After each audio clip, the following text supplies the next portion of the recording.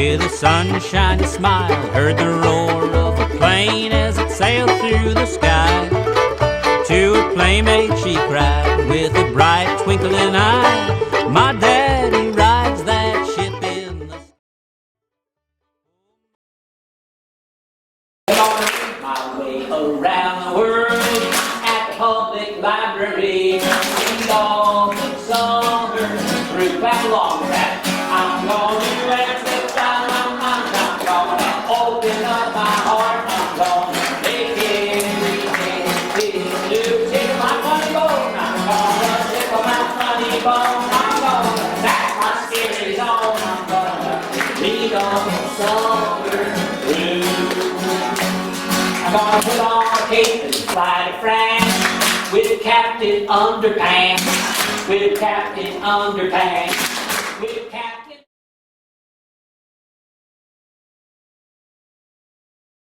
And this creation tale comes from this book, Whiskers, Tails, and Wings. And in their belief, the earth was created with the leatherback sea turtle. Now, the Seri people who made it up live way up there, close to the United States. That's where Mexico meets the United States. And there's a leatherback sea turtle. You can see how big he is right there.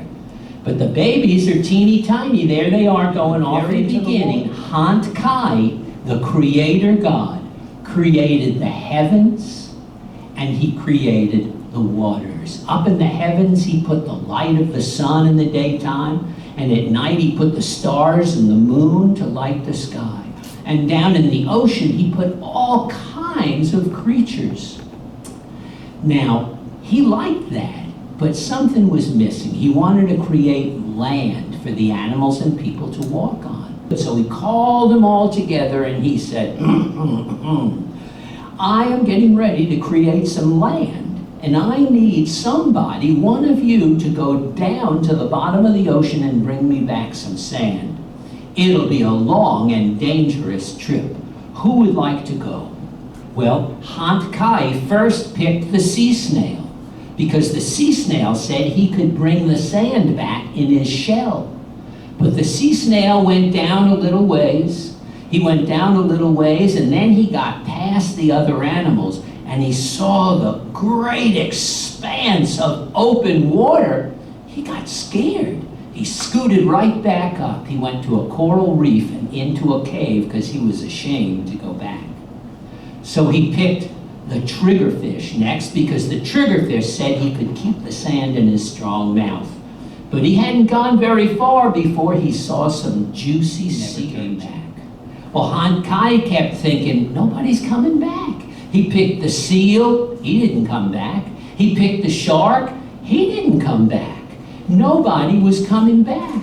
So he said to Mosni, he said, Mosni, could you go down?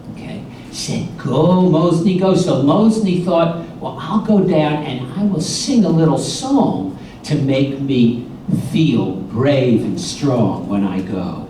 And so that's what he did. He made up a song, and the song went like this. Go, Mosni, go. Go, Mosni, go. Go on down to the bottom of the sea. Bring the sand on back to me. Go, Mosni, go. You ready? Go, Mosni, go. Go, Mosni, go. Go on down to the bottom of the sea. Bring the sand on back to me. Go, Mosni, go. He went under obstacles. He went over obstacles around him. He scooted around the big fish that might eat him. And finally, he got on down to the sand. It was getting late in the day, and Hant Kai and the creatures figured he wasn't coming back just like the others. But suddenly, out of the water, boop, popped Mosni's head. Hant Kai came over and he put his arm around Mosni. He said, good job, Mosni, well done. But Mosni looked kind of sad. He said, Hant Kai, I'm so sorry.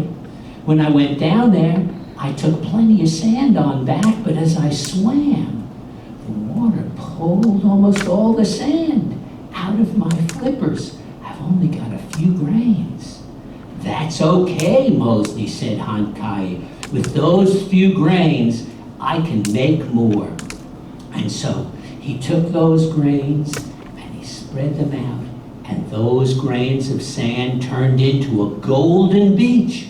And then the golden beach grew to a great big desert, and plants began to grow, and animals came. But the first animal that was allowed to walk on the land was Mosni, the sea turtle.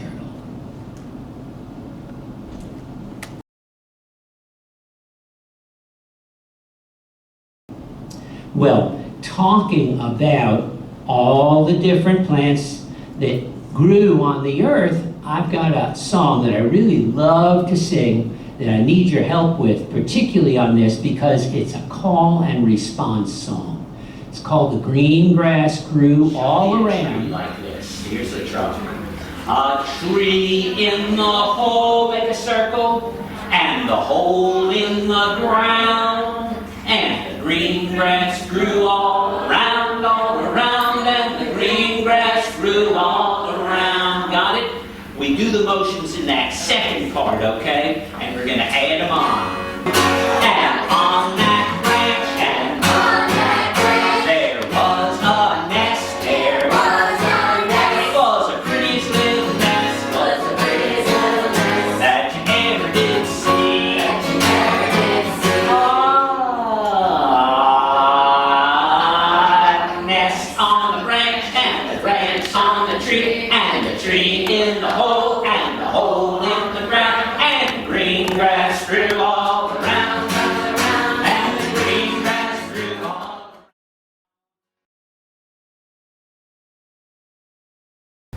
What is a folktale? Okay? It's a story that's been passed down from generation to generation. There you go. Okay. The idea with a folk tale is how it's come along. There's all kinds of different folk tales, but the basic idea is it's been passed along from generation to generation. And the reason that there are all these folk tales around is that if you go back 100 or 150 years ago, all the things that we use, all the devices like TVs and movie theaters and smartphones and computers, record players and radios, none of that was here. If you wanted to hear a story, somebody had to tell you that story right there where you were sitting. And so that's what people would do in the evening, was they would tend to sit around and sing old songs and tell old stories.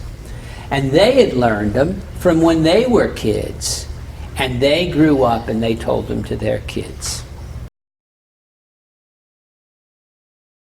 I wish I was a mole in the ground. Sing it again. Oh, I wish I was a mole in the ground. Oh, you sing great. If I was a mole in the ground, I'd root that mountain down. And I wish I was a mole in the ground. To see if we can make up a verse to this song.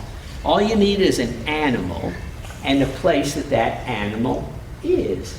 Maybe what it does. Who's got an idea for an animal? Okay? Ooh. How about if I was a lion in the den? What would I do? What would I do if I was a lion in the den? Hunt for food. I'll bring the zebra in. I what? I bring a zebra in. Bring a zebra in. Well, the lion's got to eat, and that rhymes. He's got a good sense of rhyme. Let's do that one. I say go with that one. I wish I was a lion in the den. Oh, I wish I was a lion in the den. If I was a lion in the den, I'd bring a zebra in. And I wish I was a lion in the den.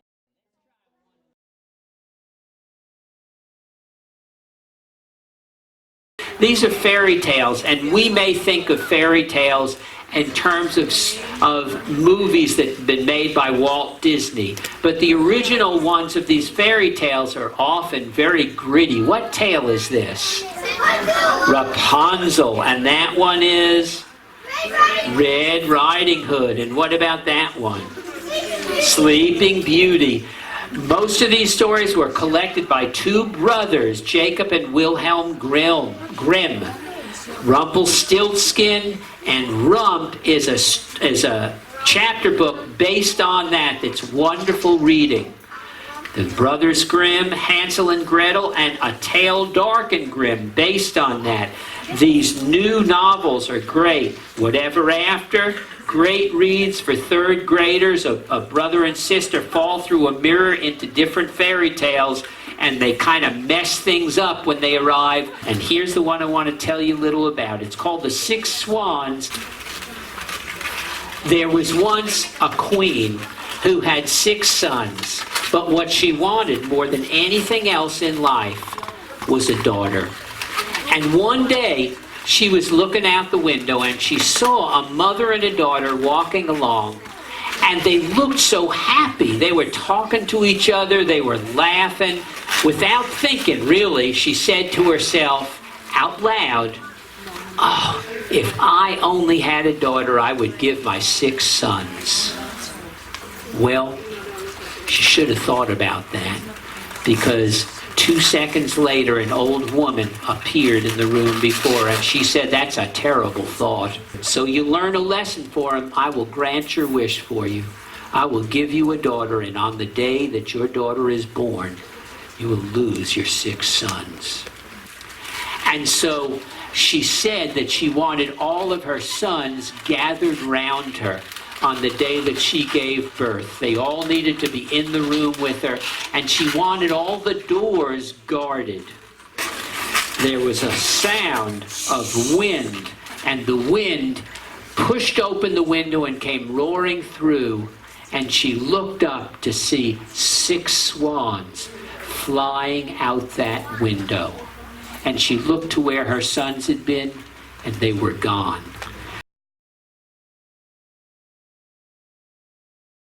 Well, in the old days, when you got these big old holes in your blue jeans like he's got, and your mama said, no more wearing those blue jeans, she didn't just throw those blue jeans out.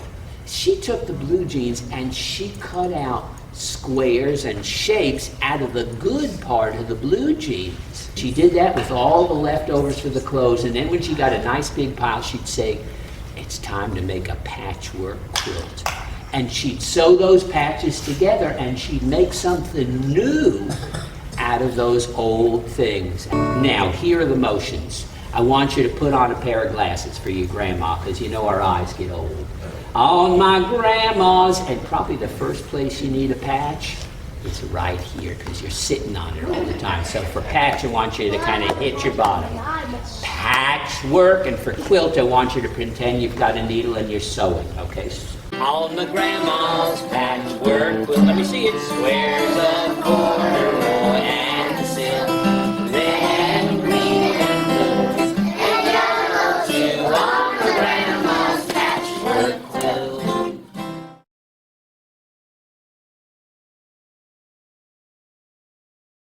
Jamie O'Rourke was the laziest man in Ireland. He would do anything to keep from working. He would sit around all day, and his wife Eileen would say, "Jamie O'Rourke, we'll have nothing to eat this winter if you don't get up and pick out the praties."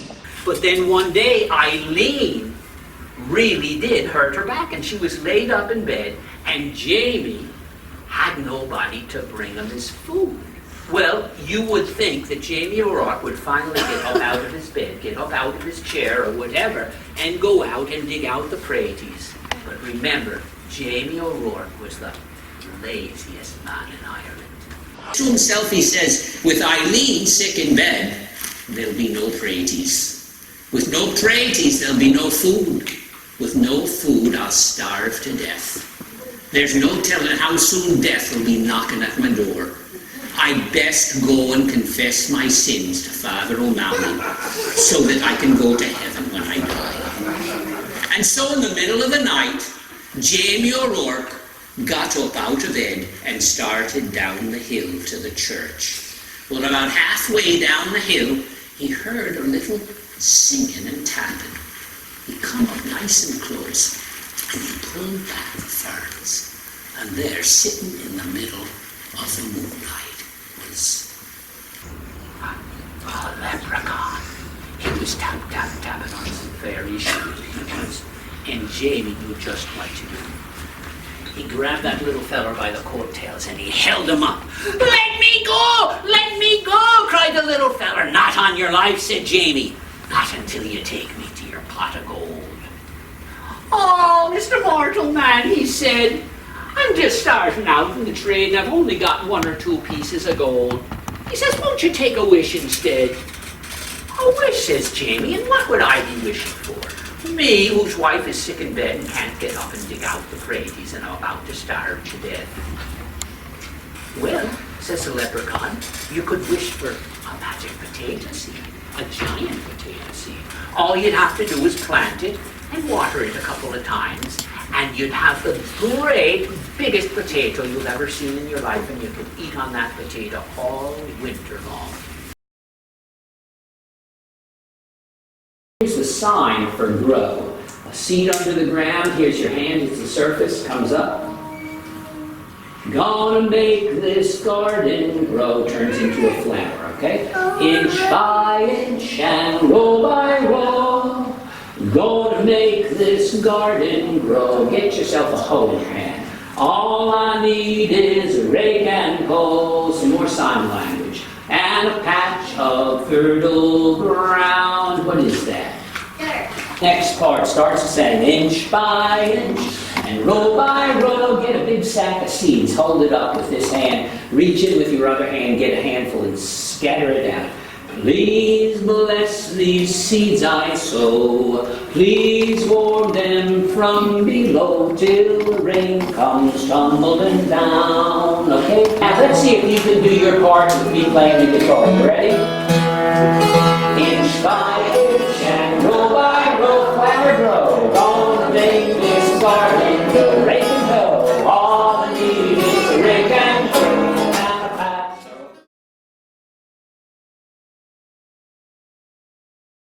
They saw a little house back there in the woods, and Jack knocked on the door.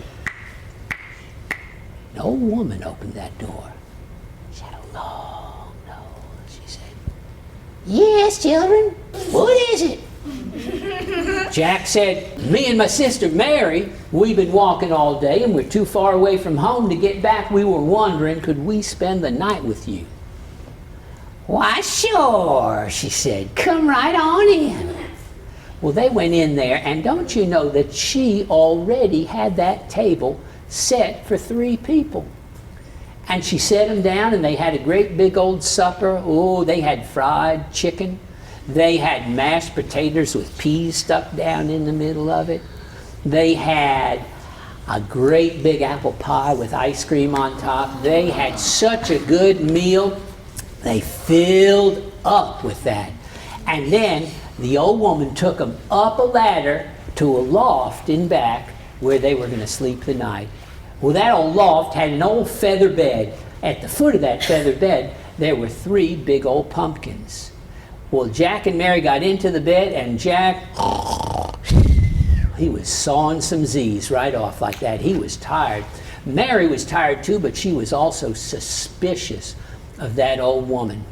And she got up out of bed and she went to looking down, and she could see into the kitchen, and she could see that old woman had a big leather strap, kind of like the strap on my guitar, pulled back, and in her other hand she had a big sharp knife she called Tommy Hawk. Well, Mary didn't want to find out what she was planning to do with that knife. She said, "Jack, get out of that bed right now. That old woman's a witch and she's coming to get us." Well, Jack and Mary, they grabbed those 3 pumpkins, they stuck them into that bed, and it kind of looked like Jack and Mary in that feather bed. And then Jackie pulled out that first grain of magic corn. He threw it down on the ground, up sprung a ladder, and down went Jack and Mary down that ladder, and they started that window. She ran down that ladder, and she took off after Jack and Mary. Jack looked back, saw that old woman gaining on him. He pulled out the second grain of corn. He throwed it down, and up sprung a big, tall pine tree. Jack and Mary started climbing up that pine tree. Got up to the top, over came that woman. She took out Tommy Hawk, and Tommy Hawk turned into an axe.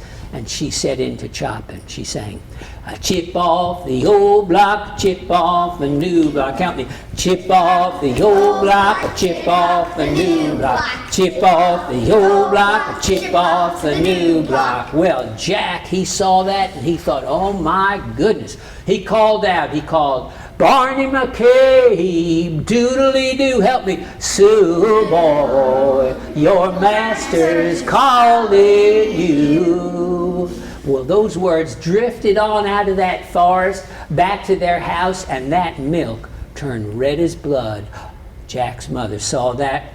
She let loose those 3 dogs, Barnie McCabe, Doodeleedoo, and Sooboy, and they set into running, calling out, faster, faster, coming all the time, faster, faster, coming all the time. And Jack could feel that tree start to crack and start to lean over. He could hear those dogs coming, and he reached in his pocket, grabbed the 3rd grain of magic corn, and just as those dogs come up to that river too wide to cross, Jack threw down that magic grain of corn. Up sprung a bridge, and those dogs run over that bridge, and just as that tree fell and the witch run for Jack and Mary, those dogs, they caught her and they drug her off, and the bridge bend, and that's the way that story ends. Shade tree with a far-off fantasy. We all summer through. Keep track the next time I'm gone here and flip by my mind. I'm gonna open up my heart. I'm gonna make everything feel new. Take my funny boat. I'm gonna take my funny boat. I'm gonna attach my Seri zone. I'm gonna feel on the summer.